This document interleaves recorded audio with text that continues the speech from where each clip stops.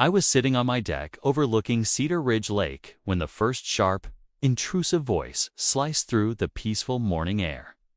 A woman in a bright purple blazer was stomping up my gravel driveway, clipboard clutched like a weapon and pointing at my 82-year-old grandfather as if he were some kind of criminal. "Excuse me, sir," she declared with the tone of someone who had clearly floated through life without ever hearing the word no.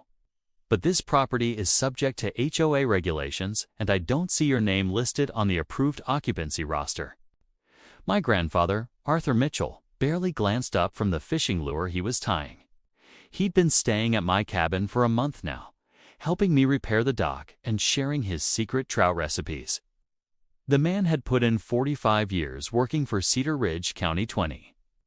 Of those as county administrator, yet you'd never guess it from his faded flannel shirt and well-worn baseball cap. "Ma'am," he said in that slow, steady tone I'd seen him use on difficult people my entire life. "I'm just visiting my grandson. Is there a problem?" The woman's face twisted into what I could only classify as weaponized indignation. "A problem?" "Yes, there's a problem. I'm Brenda Kensington, president of the Cedar Ridge Estates HOA. And according to our bylaws, all long-term guests must be registered and approved by the board. You've been here for weeks without authorization." I stepped onto the deck, coffee mug in hand, trying to wrap my head around what I was seeing. I'd inherited the cabin from my late grandmother 6 months earlier. It sat on 5 acres at the edge of Cedar Ridge Lake, technically within Cedar Ridge Estate's boundaries, but older than the development by 3 full decades. I'd gotten a few annoying notices about my mailbox color and grass length before, but this was an entirely new level of intrusion.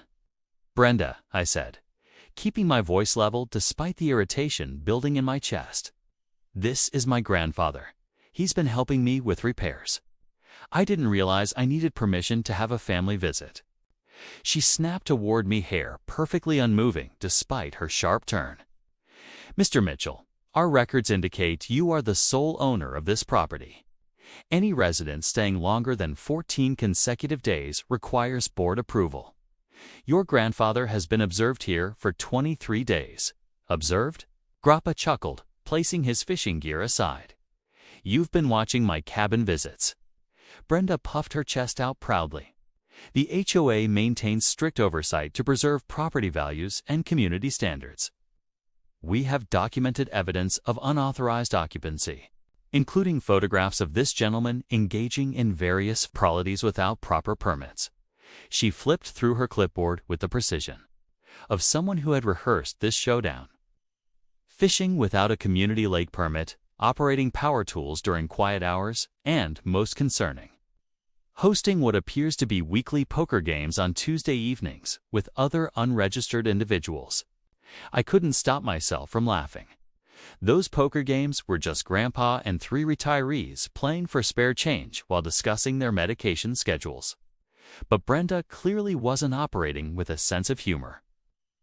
"This is a formal notice of violation," she continued, pulling a manila envelope from her oversized purse. "Your grandfather has 72 hours to vacate the premises, or we will be forced to pursue legal action." Grandpa rose to his full height, his 6'2" frame still imposing despite the slight stoop. For the first time, I saw a flicker of the man who used to make county commissioners squirm during budget hearings. "Legal action," he repeated, his tone conversational but edged with steel. "And on what grounds, exactly?" Brenda consulted her papers with the smug certainty of someone who had memorized every subsection in the HOA handbook. Section 12, Paragraph 4, states that all residents must be board approved. Section 18 prohibits commercial activities without a permit. And running a gambling operation certainly qualifies. Additionally, Section 23 requires approval for all property modifications, and we have photographic evidence of you constructing what appears to be an unauthorized deck extension. She was talking about the tiny 4x4-foot platform Grandpa helped me build to hold my telescope.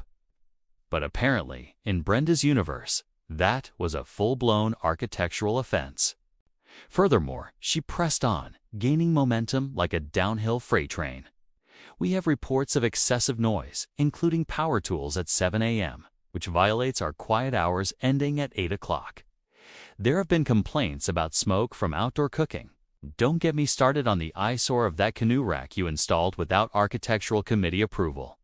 My jaw tensed. That canoe rack had been there since my grandmother built the cabin in 1978, years before Cedar Ridge Estates even existed. But arguing with Brenda would have been like arguing with a hurricane. Grandpa, meanwhile, seemed thoroughly entertained. He accepted the envelope with a polite nod, then did something that completely derailed her rehearsed performance. He smiled. "Ms. Kensington, I appreciate your commitment to community standards. Tell me, how long have you been HOA president?" Her chin lifted proudly. 3 years this November.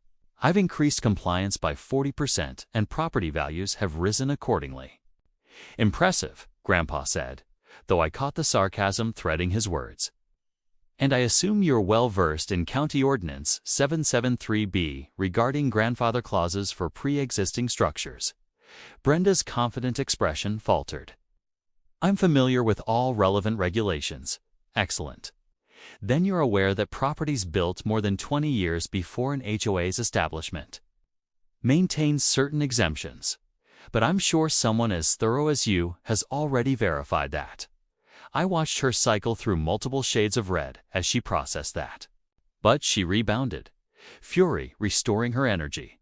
Regardless of any supposed exemptions, the fact remains you are not the property owner. You have no standing to occupy this residence without board approval. The 72-hour notice stands. She spun around, strode to her pristine white SUV, which displayed an HOA president placard proudly in the window. When she finally drove off, Grandpa and I stood in silence. "Well," he said, a small smile tugging at his mouth. "This should be interesting." I eyed him carefully. "Grandpa, what exactly are you planning?" He picked up his fishing rod and tested the line. "Nothing at all, David, but I think Brenda Kensington is about to learn why it's important to know exactly who you're trying to evict."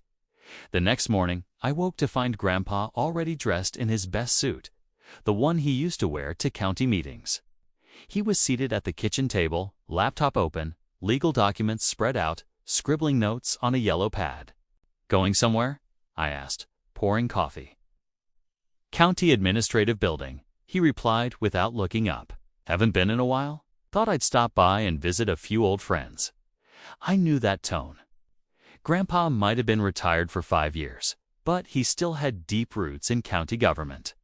He hired half of them, mentored most of them, and guided the rest through their careers. "Should I be worried?" I asked. He closed his laptop and gave my shoulder a reassuring pat. "Not at all.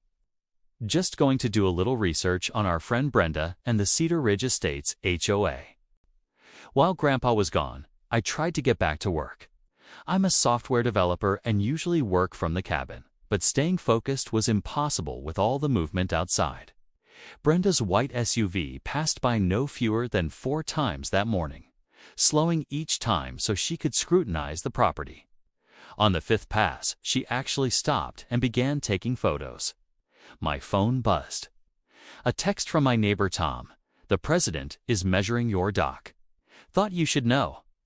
I threw on my jacket and headed toward the lake, where I found Brenda crouched with a tape measure, documenting what she apparently saw as grave violations of dock regulations. The rules clearly state docks may not extend more than 20 feet from shore. She declared the instant she noticed me approaching. "This monstrosity extends 24. This dock has been here since 1985, I said, keeping my frustration in check. "It was approved by the county when my grandmother built it." "County approval is irrelevant," Brenda sniffed. "HOA standards supersede all previous authorizations. You'll need to modify it to comply or face daily fines." She was so absorbed in her measuring crusade that she didn't notice Grandpa's old Ford pickup pulling into the driveway. But I did, and I saw he wasn't alone. 3 additional vehicles rolled in behind him, all marked with official county insignias. "Brenda!" a woman's voice rang out. "Brenda Kensington!" Brenda straightened, confusion flickering across her face as a sharply dressed woman approached, followed by two men in county inspector uniforms and another man in a suit. "Yes." Brenda's voice had noticeably softened. "Patricia Wong, Director of County Code Enforcement," the woman said. "These are Inspectors Johnson and Martinez, and this is Robert Hayes from the County Attorney's Office. We need to discuss several concerns regarding the Cedar Ridge Estates HOA. Brenda's face drained of color. "Concerns? What concerns?" Patricia tapped her tablet. "We've received multiple complaints about HOA overreach, harassment of property owners, and potential violations of county ordinances. Additionally, there are questions about the legitimacy of certain HOA financial expenditures and whether proper procedures were followed in recent board elections." "This is ridiculous," Brenda sputtered. "Who filed these complaints?" Grandpa appeared at the top of the path, hands in his pockets, strolling forward as if he had just happened upon the scene. "Oh, hello, Patricia. It's fancy running into you out here."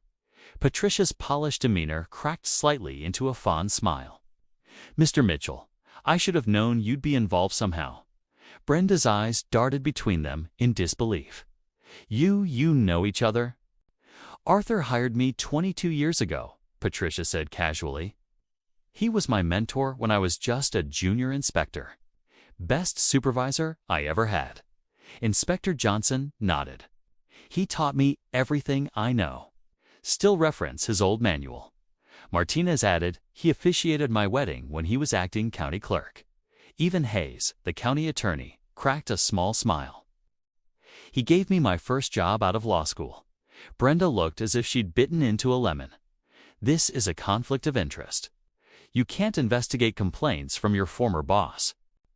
"Actually," Hayes said calmly, "Mr. Mitchell didn't file any complaints. The complaints came from 17 different homeowners in Cedar Ridge Estates. He simply supplied historical documentation when we requested it."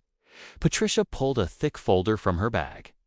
"Also, Brenda, were you aware that when Cedar Ridge Estates was incorporated, a specific exemption was written for the 5 pre-existing properties on the Eastern Shore? The Mitchell cabin is explicitly excluded from HOA jurisdiction except in matters of health and safety." "That's impossible," Brenda stammered. "I've read every document." "Apparently not," Patricia replied. "The exemption is filed with the county, not the HOA. It's public record. Any competent HOA president would have checked county archives before enforcing regulations on exempt properties." Grandpa stepped in, his voice gentle but edged with gravitas. "More troubling is what I found when I reviewed the HOA's financial records. Also public. Brenda, would you like to explain the $40,000 beautification fund spent primarily on personal landscaping for board members?" Brenda's complexion turned from ghost white to blazing red. "Those were approved expenditures for community enhancement." "A koi pond in your backyard counts as community enhancement?" Inspector Johnson asked, checking his notes. "Or the professional outdoor kitchen at the vice president's home?" The county attorney stepped forward. "Ms. Kensington, we'll need you to come with us to the county office to discuss these financial irregularities. We'll also be holding a special meeting of HOA homeowners to address governance issues."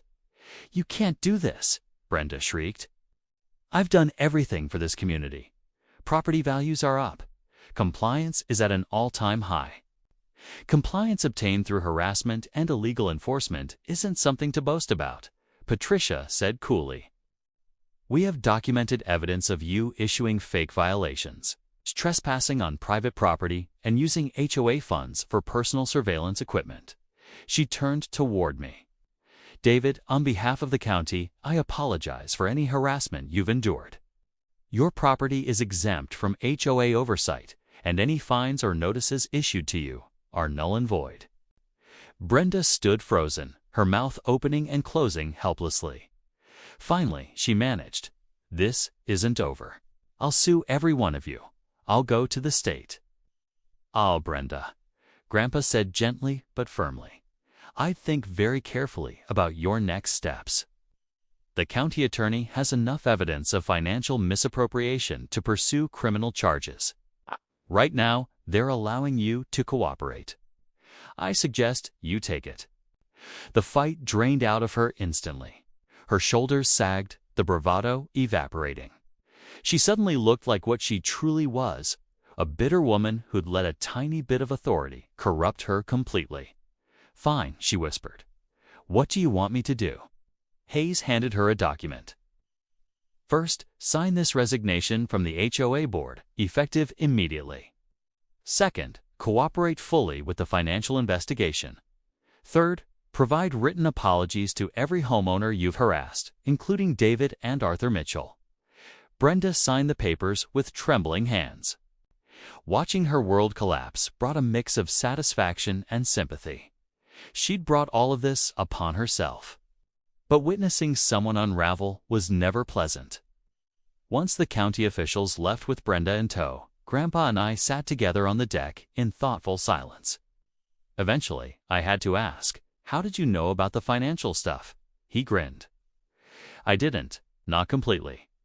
But in my experience, people who abuse small amounts of power usually have dirt elsewhere too.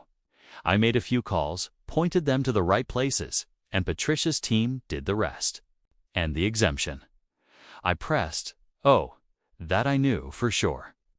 I helped write it back in '95 when Cedar Ridge Estates was being developed. Your grandmother insisted on it, worried something like this would happen. Smart woman, your grandmother." I shook my head, amazed. "So you could have shut Brenda down from the start." "Could have," he agreed. "But sometimes people need to learn lessons the hard way, and she needed to be stopped before she bullied other homeowners who didn't have exemptions." Over the next few weeks, the full extent of Brenda's misconduct emerged. She'd embezzled nearly $60,000 in HOA funds, used HOA resources to spy on neighbors she disliked, and falsified board election results to keep her position. The county attorney offered her a plea deal: full restitution, 500 hours of community service, and 3 years of probation, or face trial and possible jail time. She took the deal. The last time I saw Brenda was in the county courthouse when she was formally sentenced. She looked smaller somehow, her signature purple blazer replaced with a plain gray suit. When the judge read her sentence, including the $50,000 fine and restitution order, she simply nodded, her expression hollowed. As the gavel fell, she turned, briefly met my eyes, then quickly looked away. Shoulders hunched as she hurried out of the courtroom alongside her lawyer.